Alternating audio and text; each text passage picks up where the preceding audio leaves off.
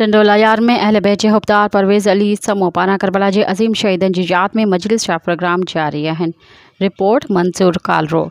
इमाम बारगाह हैदरी राह पाड़ो टंडोला यार में अॻु वारी रिवायती मजलिसनि जे सिलसिले में हिन साल बि ज़वार परवेज़ अली समो जी मोहब्बतुनि सां शानदार मजलिस जा सिलसिला जारी आहिनि, जिन खे ख़तीब सिंध मौलाना मदद अली मल्हा साहिब ख़िताब कंदे पहिरें हिस्से खुमसाए मजालिस अज़ा खे इल्मी क़ुरानी तारीख़ी ख़िताब कयो।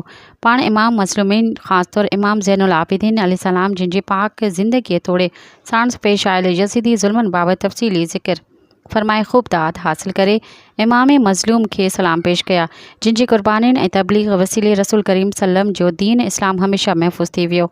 हिन मजलिस में शहर समेत बसकिरदाई जे ॻोठनि वसंदीन मां वॾी तादाद में अहल बैत अलैहिस्सलाम जे आशिक़नि शिरकत करे यज़ीद सां नफ़रत जा इज़हार कंदे हुसैन ज़िंदाबाद जा नारा बुलंद कया। मजलिस जे आख़िर में दुआए ख़ैर ऐं सलाम बाद शरीक अज़ादारनि जे लंगर इमाम सां ख़िदमत जो शरफ़ हासिल कयो वियो।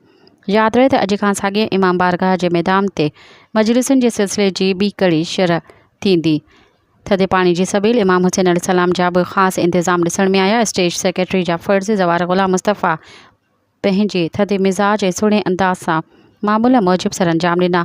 रब साईं बानियाने मजलिस क़सीदा पढ़ंदड़नि ऐं आलम सगुरनि समेत हाज़रीन मजलिस ख़िदमतगारनि ऐं रज़ाकारनि जे तौफ़ीक़ात में इज़ाफ़ो फ़रमायो। आमीन।